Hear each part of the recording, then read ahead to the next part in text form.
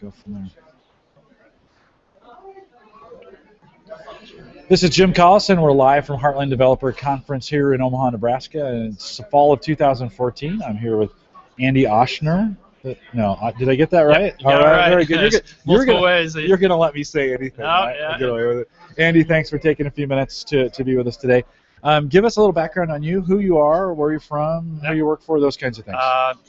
Andy Ochsner. I've been doing software development I'm a systems architect at CSG International. I've been there for 3 years, kind of had a history in telcos at British Telecom and Quest before that. So been doing software all my life, all my career. It's about 10, 12 years or so now. So very cool. We made a little connection. You're a Stanford grad. I grew up in the Bay Area. What took you out to Stanford? You grew up here in Omaha, I grew up in Omaha, born and raised, left, what's not to like about Stanford, right? It's in a nice place. Yeah. Great sports, great education, great weather, so I made an easy decision. It's more about getting in. But you came back. I mean, that's kind of the dream of all Nebraska schools is to see their students come back. What brought you back to Omaha? First and foremost, family. I'm from Omaha. My wife's from Omaha. We made lots of trips, free babysitting back here. But I ended up loving it. I mean, it's just the city's changed. There's an entrepreneurial startup community, a lot of good tech.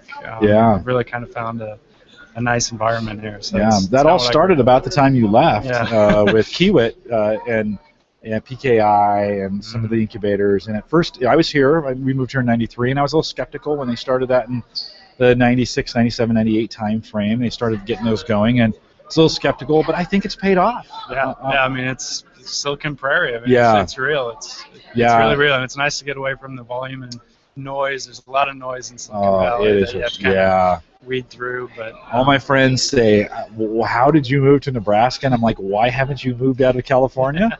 And you can't beat the weather, and you can't beat the culture, and you can't beat beaches and snow in the same day, and all those other things. But that being said, I love living in Nebraska, so very good. I do too. Hey, so tell us a little bit about your session here. Tell us what you covered. Just kind of give us a summary of it. Yep. So really simple. It was just about centralized logging. So taking really something as simple as a log file, just log messages.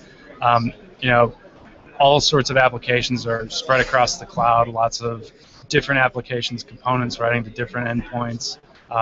You got thousands of servers in the cloud. Being able to take all that information and make sense of it. Put it somewhere, put it in the hands of business analysts, operations, development, and kind of visualize, show graphs. So something as simple as a simple log file, which everybody starts with, into turn those into pretty graphs. I don't know if I'd call them simple, to be honest. I've seen some log files. It's absolutely true. I mean, sometimes you have to look at it and say, okay, this, if I tab over 3, that number represents a response code or something like that.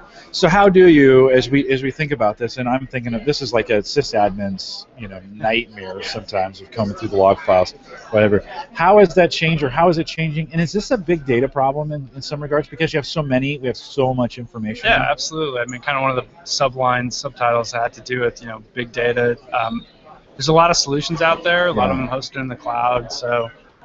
That's great. I work at CSG. We've kind of built our solution on top of what's called the ELK stack. It's Elasticsearch, Logstash, and Kibana. Open source tools that you can either put in the cloud or host locally that are really simple to kind of configure. And really just extracting that data, putting it in a search engine, and then slapping a really nice UI on top of it. So, it's really cool. Give me some of the typical problems. Let's start with that. So what are in today's cloud world, what are some of the problems to make this happen? Right. So typically, even in a cloud, or if you're, in a big enterprise or whatever, like one of the hardest things is just getting access to your logs. Like in the cloud, servers come and go, so you're never really sure, this user's having a problem. Well, which server did they hit? I've got to go now find that server, get access to that server, figure out which log file, kind of the error I'm looking for is in, using kind of antiquated search tools like grep or Control-F or regular expressions to try to find that needle in a haystack. So that's really kind of the crux of the problem. This sort of solution makes it really, really kind of nice. Talk about that then. With that problem, how do we make it easy? Right. So it's made up of 3 components. The heart of it is Elasticsearch. It's kind of got started. It's distributed from the ground up. It's got integration with Amazon Web Services, Microsoft Azure, so you can go in the cloud. We host ours locally on premise. Logstash, which is really sort of the collector. You're going through, you're pointing at saying, all right, my log files are here, here, and here. Here's the format, and you can kind of start to parse it out and understand. Take that message, okay, there's the IP address, let's put that in the field. And then you've got Kibana. Is IP, not to interrupt you, but is IP the key in a world where things are constantly to some extent, yeah. Okay. Yeah. I mean, the cool thing about an IP address is then you can take that, look it up in a database, and map it, and say, okay, this IP came from Nebraska versus Russia or China. Right. I'm even thinking in a virtual sense where you've got servers moving around, physical servers moving around.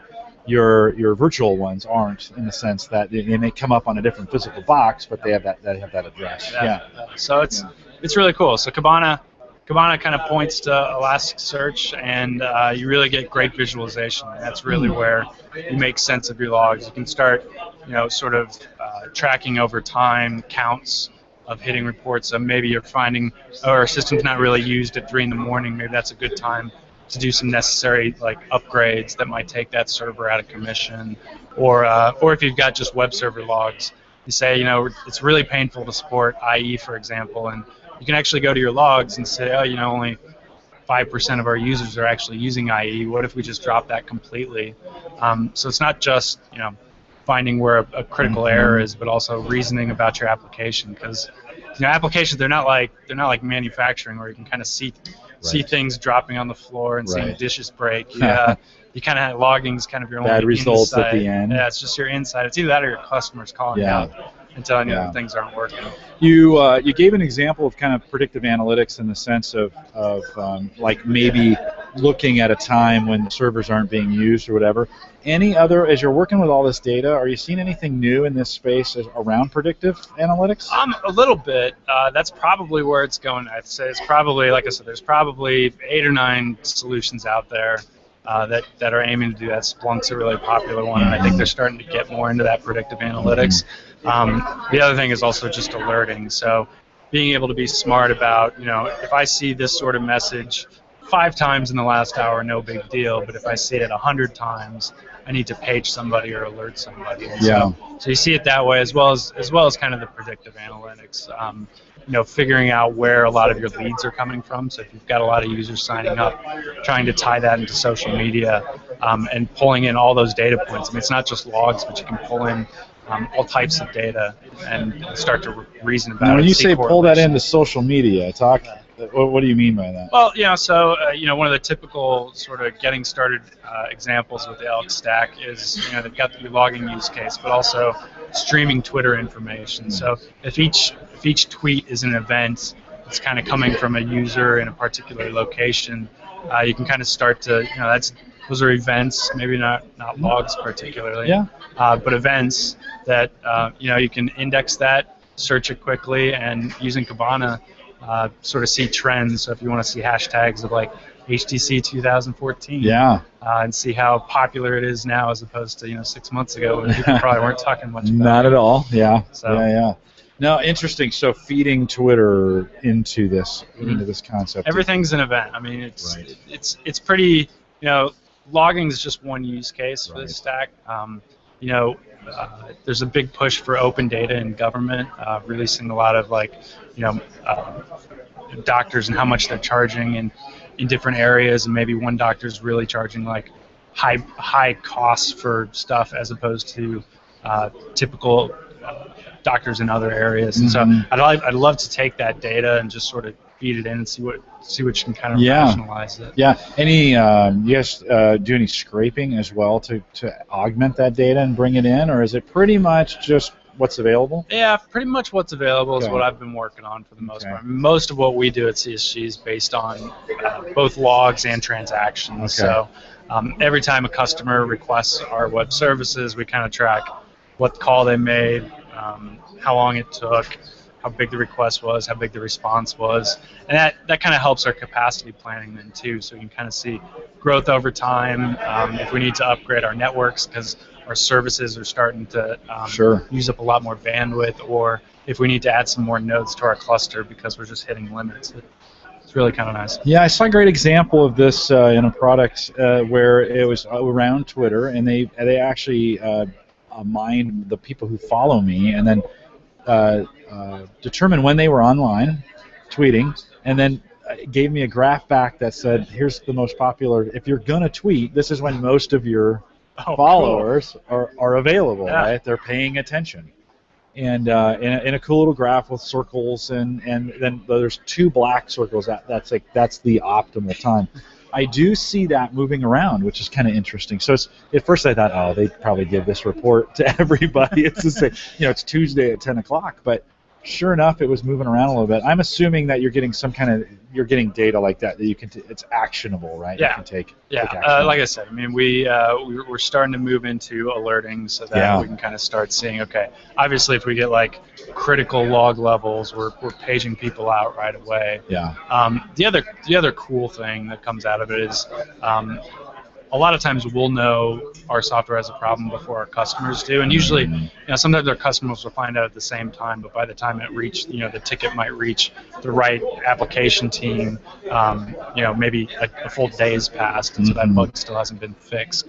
Now we actually, the same people that have written the code have been using the same system to see the log files. It's the same system in production, so they're familiar with the tools.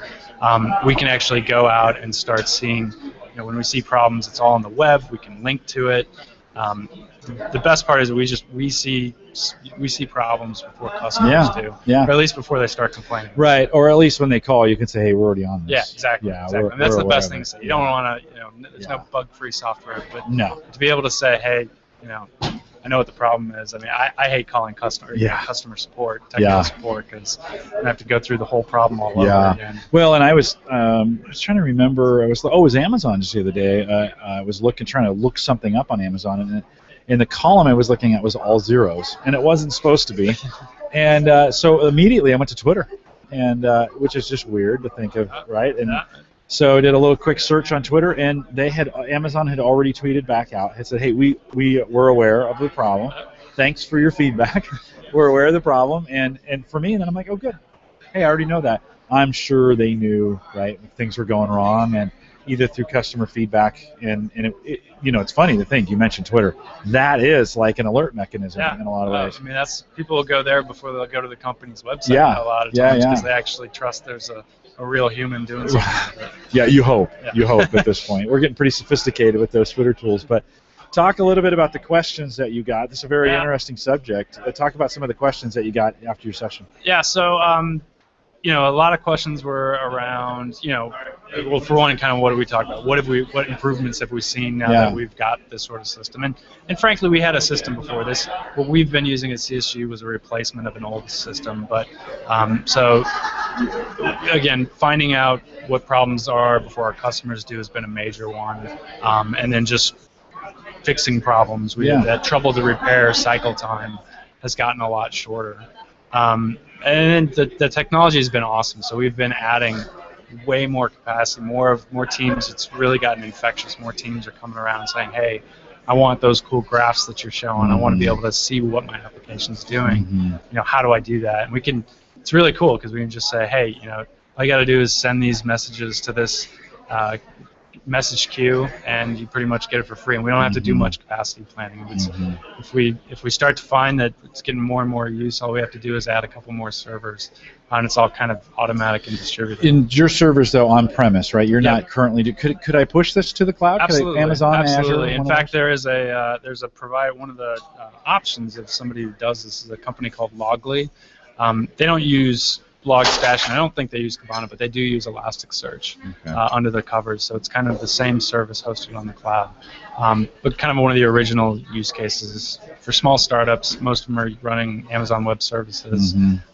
Making this solution available so that as you're adding servers in Amazon Web Services, they have a way of finding each other in a cloud solution. So it's really cool, and all three of these technologies are under one company now. They were all developed independently, but now they're under kind of one company. It's all open source, but if you have any support or training needs, you just have one place to go. That kind of, and is there a licensing? Can you would purchase support if you wanted to use it? Yeah, you can purchase support. You can purchase training. They've got a great community too. So I mean, just going out to the Google groups and IRC channels, they're really responsive too. Oh, very cool. It's a great open source model when that works. It's hard to find sometimes. It is. It's great. Yeah, the promise of open source isn't always great. Yeah. But when it does work, it's awesome. Let me ask you a last question. You got 45 minutes. Oftentimes, there's not enough time to say what you want to say. At the very end, was there something that you as you walked out, you're like, oh, I wish I'd have said this? I got most of it, actually. I was pretty happy. I did a live demo portion at the end, and I would have loved to have shown adding more nodes, kind of a one single server node. I would have really wanted to show adding 2 or 3 nodes and actually seeing it scale out and scale in. That's where it really gets kind of cool. But for the most part, I made it through my slides without totally falling over. I'm sure you did great. First time doing this presentation? Yeah, first time doing this presentation. Hopefully you'll be back and you'll do many more along those lines. So it is good. This is a good one. We enjoy it. And now AMON's into tech as well. And so spring and fall we kind of do this. But Andy, thanks for taking a few minutes to give us some kind of after the presentation content. I appreciate it. It's great meeting you. Really appreciate it. Thank you. Thanks. Don't go anywhere yet.